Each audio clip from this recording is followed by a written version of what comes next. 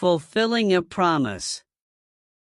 Ever since the beginning, the girl's family member disagreed her relationship with the boy, saying that because of family background, if she insists on being together with the boy, she'll suffer for her whole lifetime. Because of the pressure applied by family members, she frequently quarreled with him. The girl does love the boy. She used to ask him, "How much do you love me?"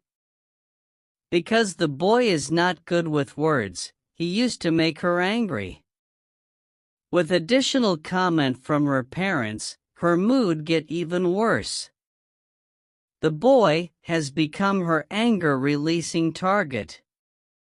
And the boy just silently allowed her to continuously release her anger on him. Later, the boy graduated from university. He planned to further study overseas, but before he left, he proposed to the girl. "I don't know how to say nice words, but I do know that I love you. If you agree, I am willing to take care of you the whole life. About your family members, I will work hard to convince them and agree on us. Marry me, will you?" The girl agreed. And her parents, looking at the effort shown by the boy, agreed with them. Finally, before the boy go overseas, they are engaged. The girl stay back in the hometown, step into the working society, whereas the boy continuing his study overseas. They maintained their relationship through telephone and letters. Although time is difficult to get through with, but both of them never give up.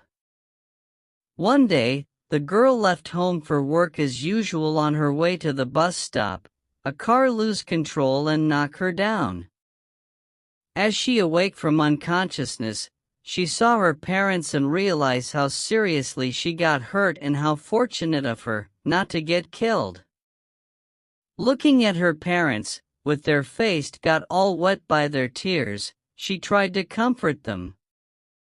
But then, she found out that she can't even spell out a word. She tried her best to make some voice, but all she managed was to breath without any voice. She's mute. According to the doctor, the injury affected her brain, and that caused her to be mute for the rest of her life. Listening to her parents persuade, but can't even reply with a single word, the girl collapsed. Throughout the days, others than crying silently, still it is crying. Later, the girl discharged from hospital. Returning to her home, everything is still like before. Except that the phone ring has turned into the worst nightmare of hers. Ring after ring, continuously stimulate her, stimulating her pain, but she can't tell the boy. She don't want to be a burden to him, and wrote him a letter telling him that she no longer want to wait. The relationship between them ended, and even returned him the engagement ring.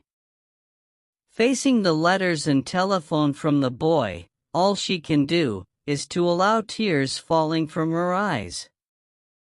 Her father decided to move, after seeing the pain she is suffering.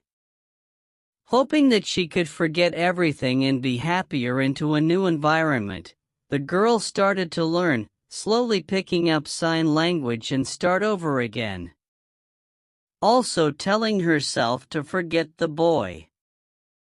One day, her best friend tell her that the boy's back. He's searching all around for her. She asked her best friend not to tell him about her and asked her to tell him to forget her.